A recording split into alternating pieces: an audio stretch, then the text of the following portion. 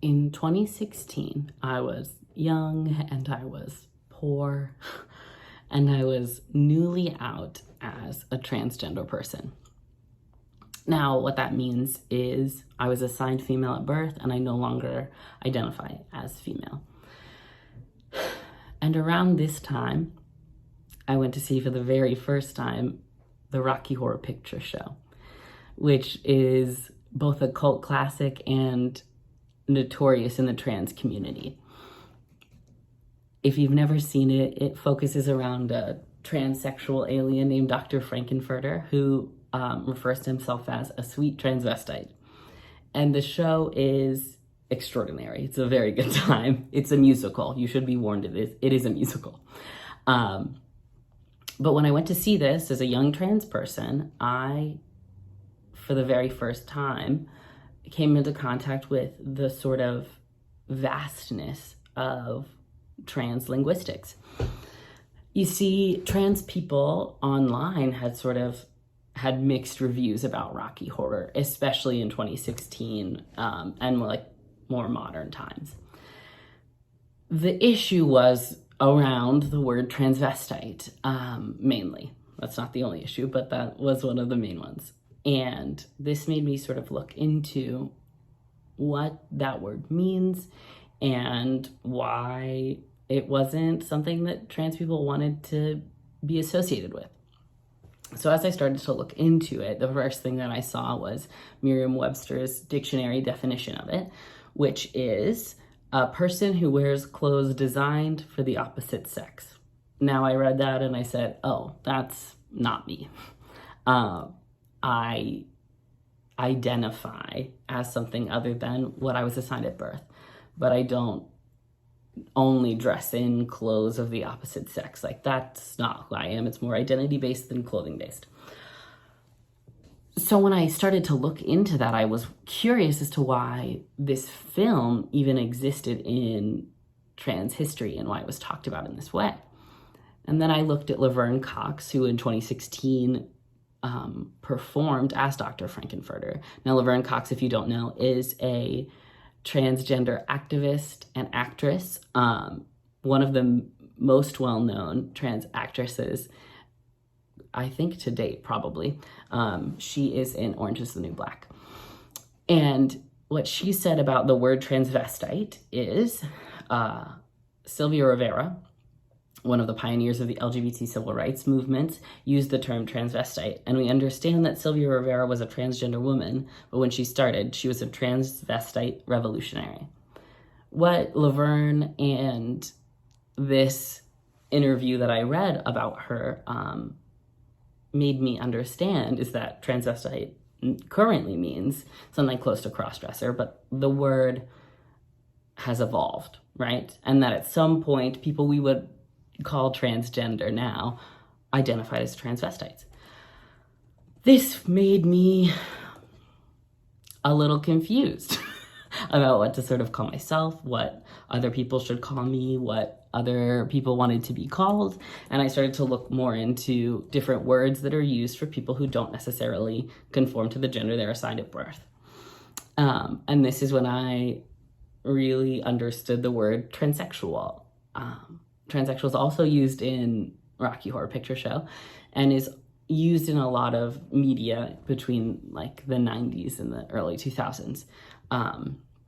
As indicated by GLAAD's glossary, and a transsexual is an older term that originated in the medical and psychological communities. So what this sort of brings to the table is that transsexual is something that came from not necessarily the trans community, but rather the communities that were involved with what we know as transition or using hormones or having surgery to change secondary sex characteristics or genitalia to match your identified gender.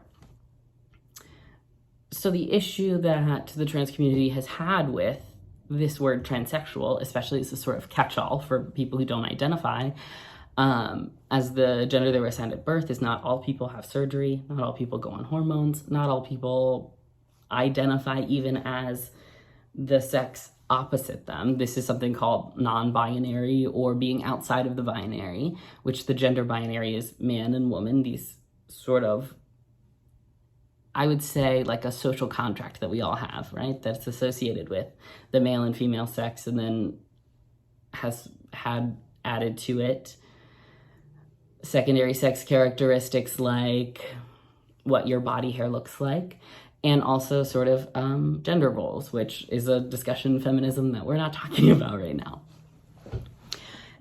But after the word transsexual sort of became obvious as not a catch-all, the new word was being looked for, and one of the first people who coined the term that is most common now, transgender, was Virginia Prince. She was a writer and a trans activist, and she referred to herself as transgenderal, and this was to indicate that she did not identify as the sex she was assigned at birth, but she was not interested in the process of medically transitioning to another gender or sex. So once we look at the word transgender here in these days, it seems in 2021, and this was also true in 2016, that transgender, or trans as an umbrella term, is a pretty common catch-all. But about the time that I noticed that transgender was the word that many people were using, including websites like GLAAD and the HRC, new words started to sprout up that I didn't know, that I didn't understand. Words that I've talked about a little bit, like non-binary or gender non-conforming, demi-boy, demi-girl, all of these words I started to learn. And then lies the question, what do we do when new words are constantly changing? What does that mean about gender? What does that mean about the way we talk about gender? The way we understand our own experiences and the experiences of people around us. And I think that the point scholar Camden Goethes said something very profound about this. The many debates and divisions that have come about since the formation of scientific LGBT plus words demonstrate is that legibility comes at a cost. Many people prefer their own community-based terms, and the compulsion to come up with precise labels describing the nature of all human sexuality and gender can be a dangerous one that erases how complex and creative our lives truly are. What this says, and the sort of evolution of the word trans says to me personally, is that this evolution of language is not the same as a changing of identities, right? It's just a different way to speak about similar or the same identities, much like Laverne Cox brought up Sylvia Rivera, who would be referred to now as a trans woman, but at the time referred to herself as a transvestite. So what that means for us, right, in reference to trans people, is that we should listen to what those people say about themselves. And that as these words are changing and growing, that we allow people to have that sort of limitless creativity and existence that Goethes was talking about. That we don't use terms unless people say they work for them. And so the sort of ever-evolving definitions of gender and identity are confusing at times and sometimes require research. But at the end of the day, the most important thing is that we listen to people and we call them the things that they want to be called, whether that's a community-based word or a word that is no longer commonly accepted, or the big catch-all trans, that we respect the way that people see themselves. And that is what I learned through looking into the word transvestite.